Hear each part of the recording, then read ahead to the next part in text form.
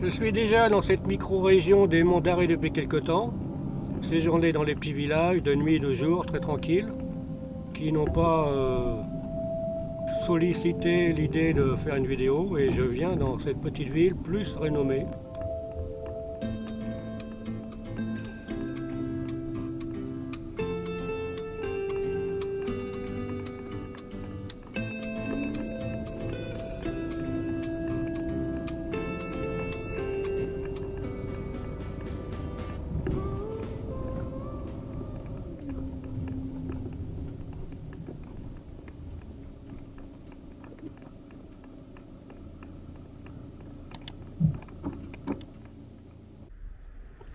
Ouais, je viens d'arriver à Huelgoat.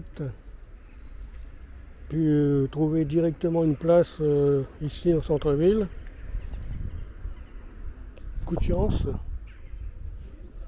comme on peut voir. C'est assez complet.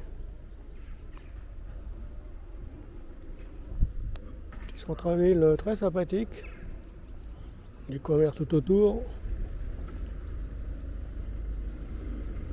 Comme restriction de stationnement.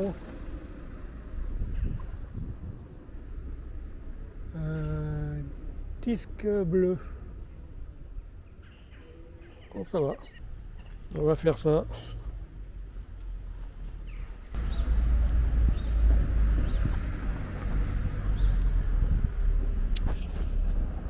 Comme commerce, hôtel, crêperie, salon de thé,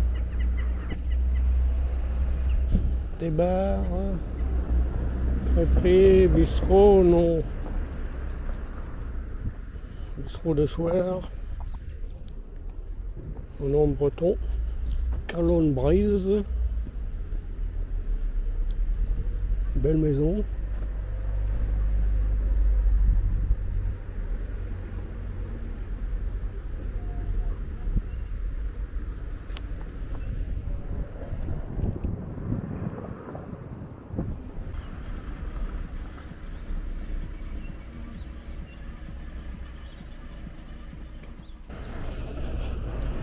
Ce village est renommé à cause de proximité de la forêt de Brocéliande, de ce lac, de diverses attractions naturelles comme les rochers, le fameux rocher tremblant, d'où une influence certaine.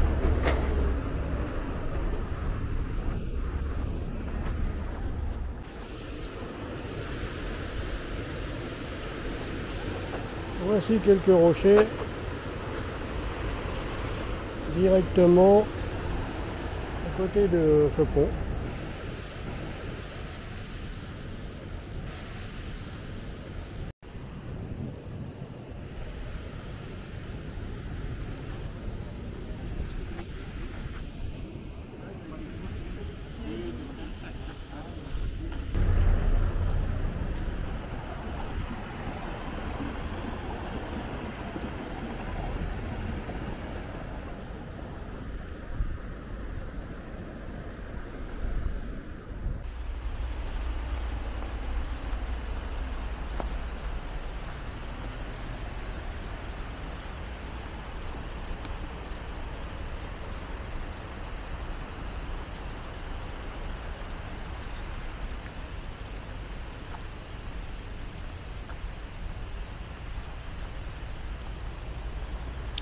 Alors ça c'est le Chaos du Moulin, ça s'appelle.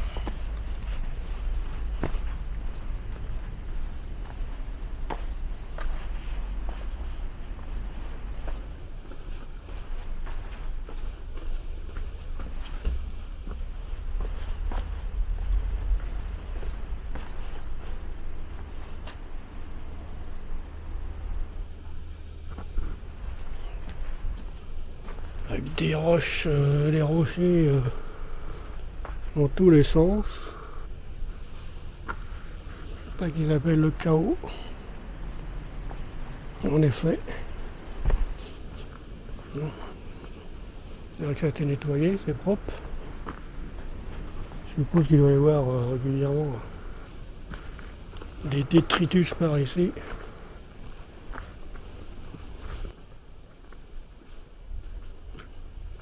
Attention à la tête.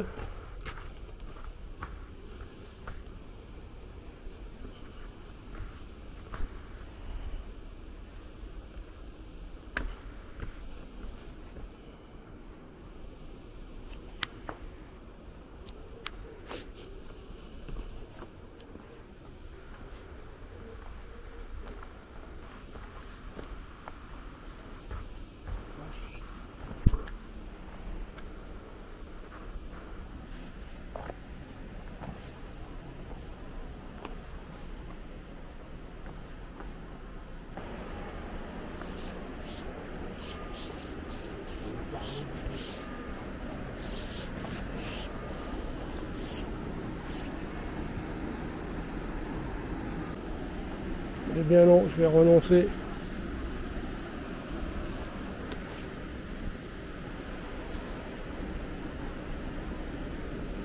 Déjà cet escalier, attention. Normalement il y a très peu d'affluence. Mais là, non.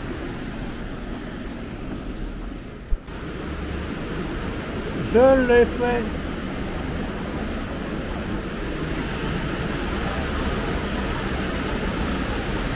Oula, on voit rien. Hein. On risque de se tordre une cheville.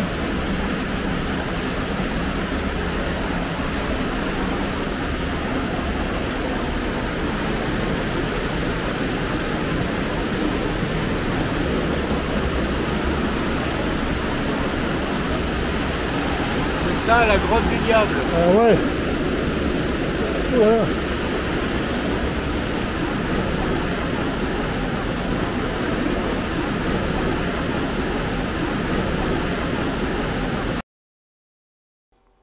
La fameuse roche tremblante.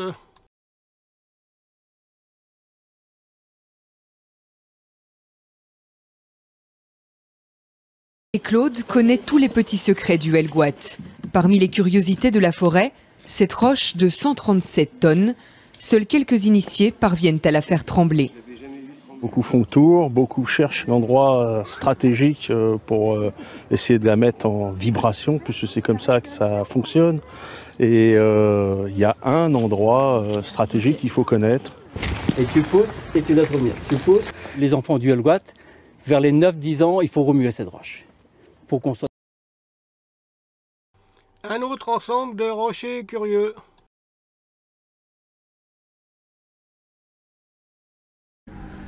Bien, j'ai quitté l'endroit du chaos et je repasse le pont et l'étang.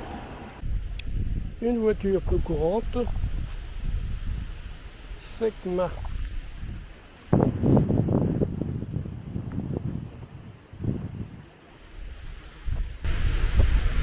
Karting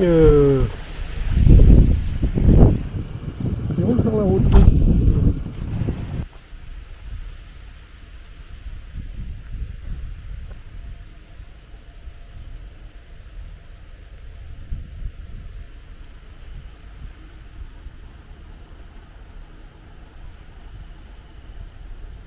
Et à côté, une voiture des années 60, Citroën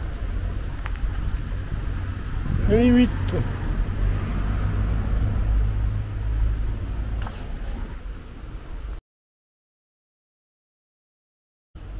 Au pied de ce garage, voilà qui est en là. Donc plus loin, il y aurait une aire camping-car. Bon, petite marche pour aller à l'aire de camping-car. Il y a du centre, hein, bien sûr. Le centre-ville qui est tout petit. Et les camping-caristes sont des sportifs.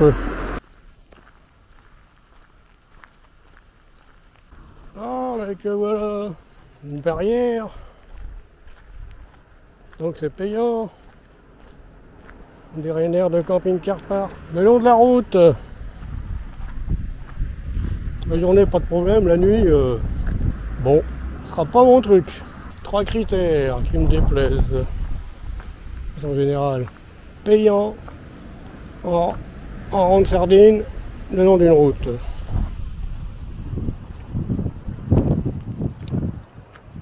Déjà, ce dernier critère pour moi, c'est rédhibitoire.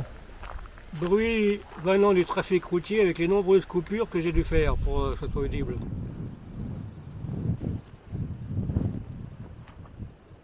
Bon, comme diraient beaucoup d'utilisateurs, ça a le mérite d'exister. Mais il me semble qu'il y a quelque temps, cet endroit était un emplacement gratuit. Autant pour moi, c'est le réseau Air Service.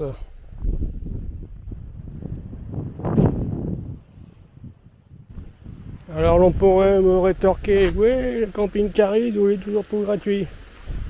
Ben ici, là, à mi-chemin entre le centre-ville et l'aire de camping car payante derrière, un assez grand parking qui est vide là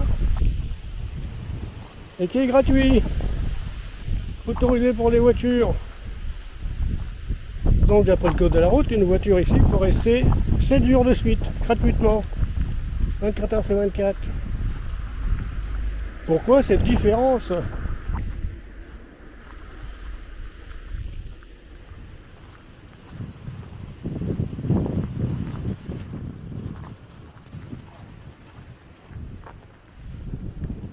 D'aucuns diraient cette discrimination.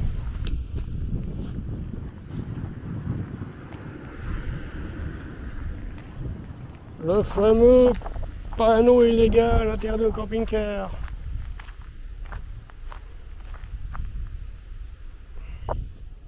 Bon, ceci est un fourgon habitable, qui ne paraît pas.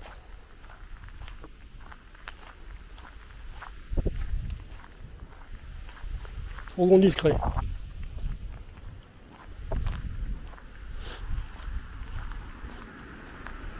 Un peu plus loin, un autre parking avec 2-3 fourgons camping-car.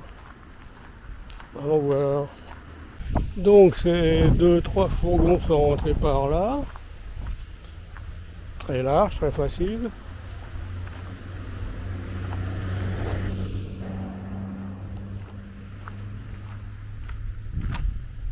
Il n'y a pas de pancarte à l'entrée.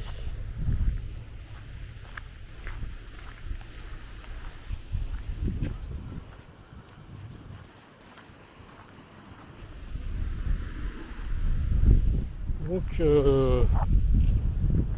y a un vide là, explicatif.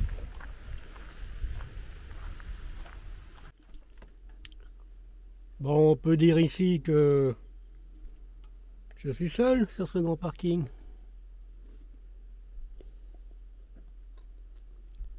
Par quelques voitures là. Grand parking là-bas.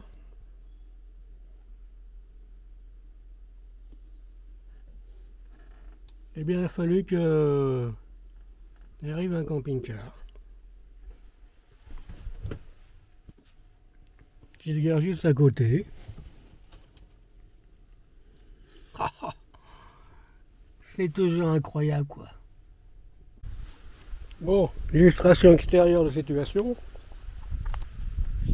Là, les voitures. Devant là, rien. Devant là-bas, rien. Ce camion de livraison est arrivé après, il s'est garé là-bas. Et le camping-car juste à côté.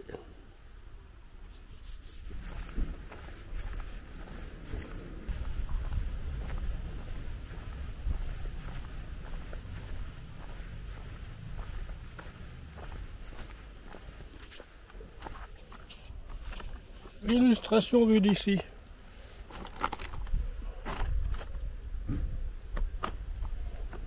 Flagrant.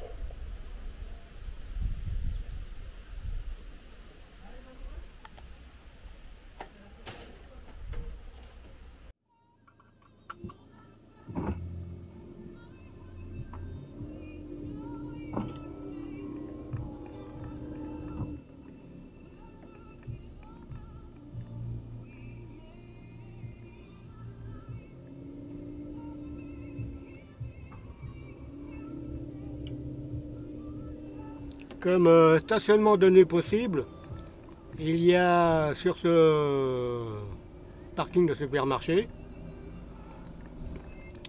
qui est évidemment un lieu privé, mais la nuit. Et puis peut-être là-bas, ce parking qui est très utilisé en journée, d'après ce que j'ai vu, pour départ de randonnée. Ne pas chercher en centre-ville, que j'ai exploré à pied.